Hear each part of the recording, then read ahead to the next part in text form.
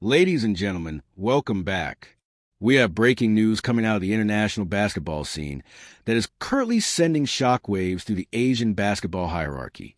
If you thought the ceiling for Philippine basketball was already established, think again. The latest FIBA updates are in, and the numbers are telling a story that goes far beyond just wins and losses. We are talking about a massive leap in global respect, a statistical dominance we haven't seen in years, and a ranking that puts the Philippines within striking distance of the world's elite. Here's a headline that is going viral right now. Gilas Pilipinas has officially climbed to number 36 in the world rankings. But that is not even the most impressive part. In the latest power rankings for the Asian qualifiers, they have skyrocketed to the number 4 spot in Asia. Let that sink in. Number 4. This team is no longer just fighting for participation.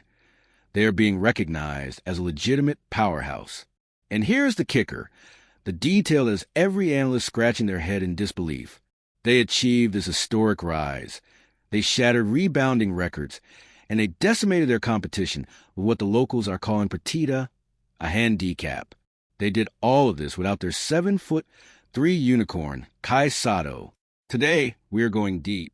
We are breaking down the 348.8 ranking points, the record-shattering 61 rebounds, the cryptic warning from Coach Tim Cone, and the terrifying potential of this squad once their full roster is healthy.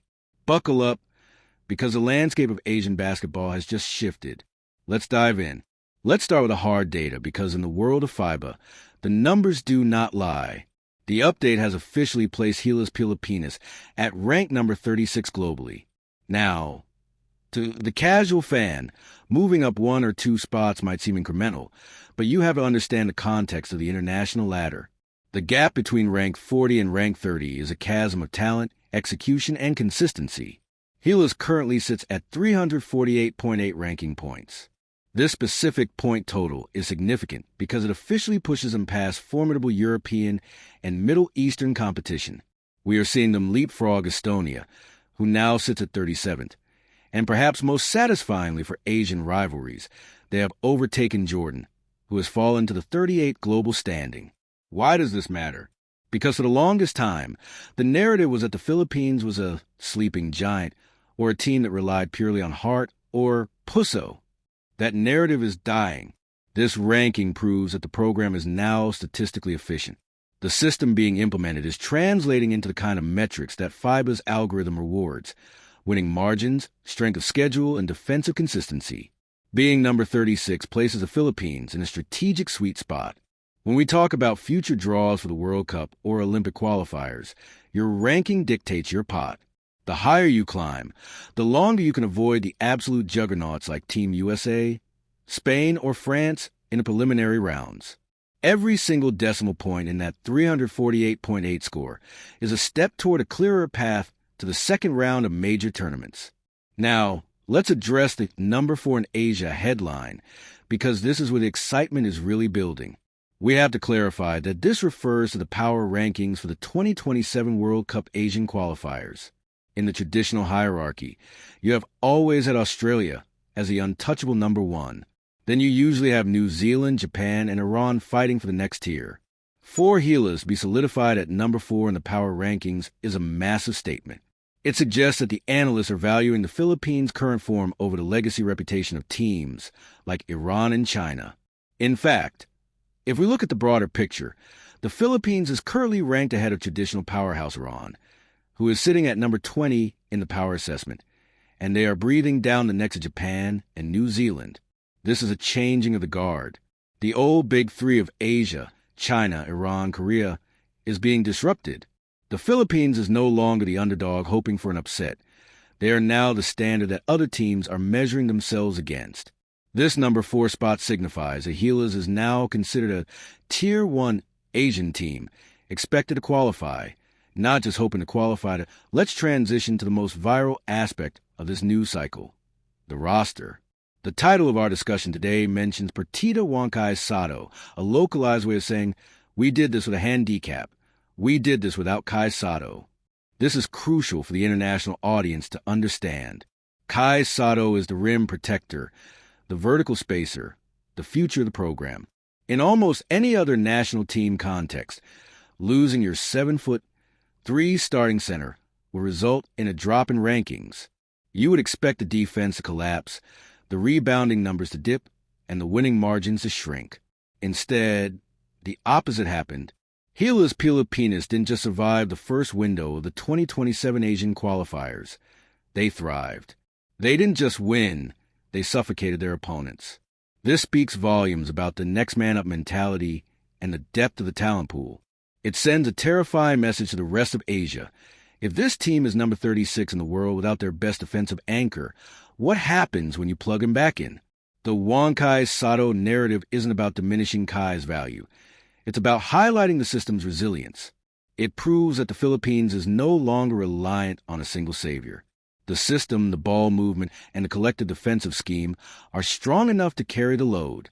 This is a mark of a mature basketball program. We need to dissect the actual performance that led to this ranking boost, specifically the domination in the first window.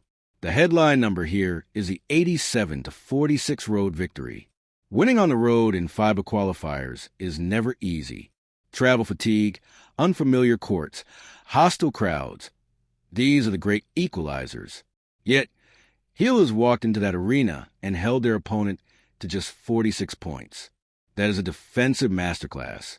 In modern basketball, holding a national team under 50 points is almost unheard of.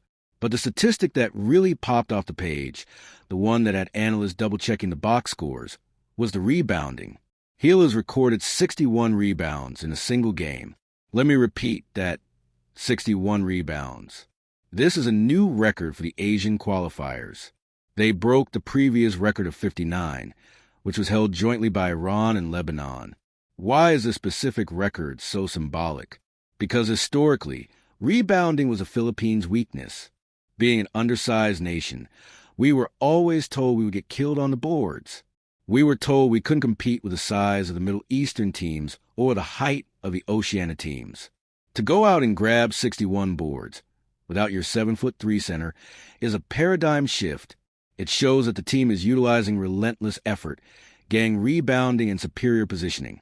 They are boxing out with physicality we haven't seen in years. This 87-46 victory wasn't just a win. It was a physical imposition of will. However, amidst all this celebration, amidst the viral rankings and the record-breaking stats, there was one man who was not smiling. Head coach Tim Cone. His post-game comments were fascinating and give us a glimpse into the elite mindset he is instilling in this squad. After the sweep, his quote was, and I quote, "Happy about the win, but certainly not happy about the way we won."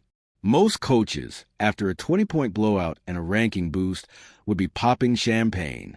But Tim Cone is looking at a different horizon. He went on to say, "We need to be a lot better to beat the tall blacks and the boomers at our home." This is the deep dive difference. Coach Cone isn't measuring Gilas against the teams they just beat.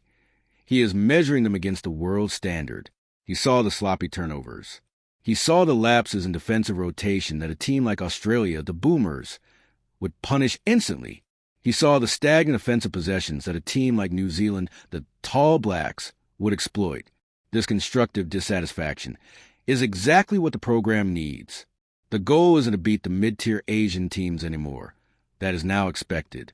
The goal is to beat the giants. The focus has shifted from can we qualify to can we dominate? He explicitly mentioned hoping Kai Sotto is healthy for the next window. This confirms that while the Partida victory was nice, the coaching staff knows they need their full arsenal for the wars to come. The system relies on a rim protector to funnel slashers into, and without Kai, the guards have to overhelp, which leaves shooters open. Against a team like Australia, who has NBA-level shooting, you cannot afford to overhelp.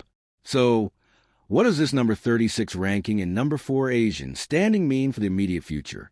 It sets the stage for a massive showdown in February 2026. The schedule brings the Tall Blacks of New Zealand and the Boomers of Australia to Philippines. This is the ultimate litmus test. These are the teams ranked 6th and 20-something in the world. If Gilas wants to crack the top 30, if they want to solidify that powerhouse status, they have to defend home court against these titans. The ranking boost gives them momentum, but the court performance is what matters.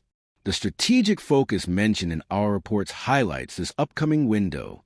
The coaching staff is using this time to integrate the partida lessons. They're looking at how the team functioned without Kai and figuring out how to blend that gritty, small ball rebounding intensity with Kai's length when he returns. If they can combine the hustle that got them 61 rebounds with the rim protection of a healthy Kai Sotto and the offensive system of Tim Cone, they have a legitimate shot at upsetting New Zealand or even challenging Australia. Finally, let's touch on the long-term implications. Being number 36 is safer, but it is not safe enough. The goal is the top 20. Why? Because the top 20 is where you get favorable draws in the Olympics and World Cups.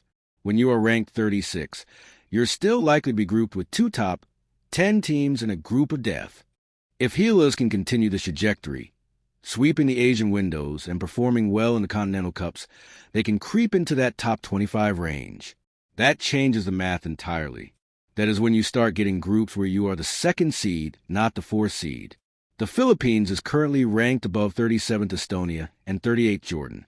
They are looking up at the likes of the Dominican Republic, Turkey, or Brazil.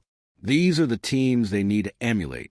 The system we keep hearing about, the triangle elements, the defensive versatility, is designed to beat these European and American styles of play, not just Asian styles. To summarize the situation, the Philippines has hit a historic marker, ranked 36 in the world, ranked 4 in the Asian power rankings. They have done it with record-breaking rebounding and a suffocating defense, all while their best players sat on the sidelines recovering from injury. But the message from the top is clear. Do not celebrate yet. The partida is over. The tall blacks and the boomers are coming. The standard has been raised. 348.8 points is just the baseline. The real climb starts now. We will be tracking every development, every injury update, and every statistical shift as we head toward the next window. This is a new era for Gilas Pilipinas, an era of expectation, not just hope. For more deep dives into the analytics of international basketball and to follow the journey of Gilas to the 2027 World Cup, make sure you are locked in right here. The world is watching. Asia is on notice. And the Philippines is rising. I'm signing off. Stay focused, stay analytical, and keep your eyes on the rankings. Good night.